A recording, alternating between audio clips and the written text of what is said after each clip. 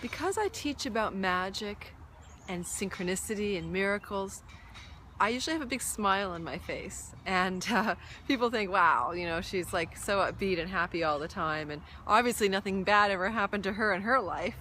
That's not true. That's not true at all. In fact, it was something bad happening in my life that led me to awaken to the magic that I am and to the wondrousness of life itself. I was 39 years old when my mother was hit by a car and killed. She was only 66 and she was healthy and vibrant. And yet the day that she was killed was a day that was so magical and so full of enchantment and wonder that I knew that I was being given a message about what really matters in life. Things happen, things, you know, shit happens. I mean, shit does happen.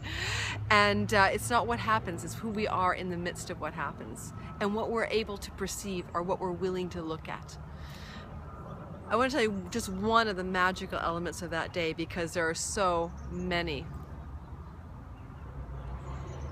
The morning of her death, I had been doing readings with clients, and at the time I was a professional clairvoyant, and so I had seen 2 clients that morning, and as I was departing my home in the afternoon to pick up my child from her school, from her daycare, she was 4 at the time, there was a heron parked in front of my car, literally a heron sitting in front of my car in my driveway. Now I lived on a river, so we saw herons all the time. But we didn't see herons stuck in front of the car and unwilling to move. And so I was like, that's an omen. And I unfortunately knew a bit about animal symbology in terms of I didn't feel positive about that omen. I thought, oh, shoot, they are farriers of the dead across the river Styx, or psychopomps.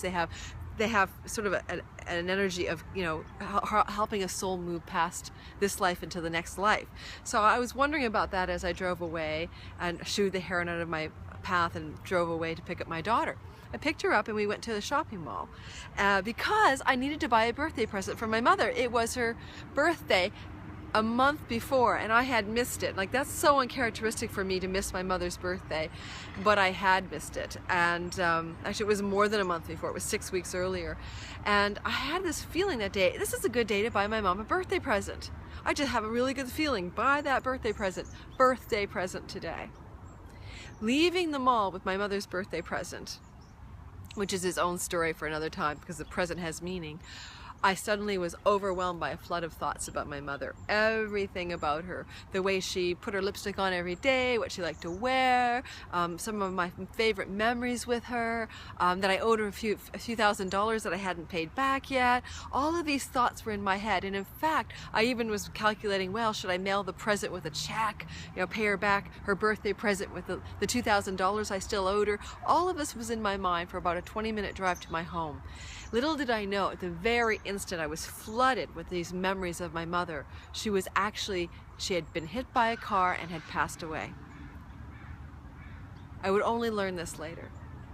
But the piece that stayed with me, and there are so many things that happened at that time before, during, and after her death that are full of wonder and enchantment. The thing that stayed with me was this. I mean, really? I buy a birthday present on my mother's death day?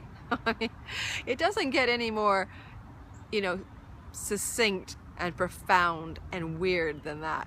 And I knew there was meaning in that for me. I thought, this is the friendly universe and it's trying to say something. My mother has died, but she's also been born. Death and birth are just one continuum. And in dying, she is being born to something new. Birthday, death day, intertwined, intimately interlinked. And it gave me hope, you know. I remember my mantra was, I bought a birthday present for my mom on her death day. I said this to myself falling asleep that night, looking for meaning. And as I was drifting off to sleep that night with this mantra in my head, I felt something touch my foot. And one of my mom's ways of connecting with me as a little girl was to always play with my feet and touch my feet. And I knew she was there. So I'm sharing that because if you're studying magic with me, or you want to learn magic with me, you want to know a bit about who I am, I've had a lot of shit hit the fan. I mean, it's not all been, you know, a bed of roses, as they say, you know, whatever cliches there are for the perfect life.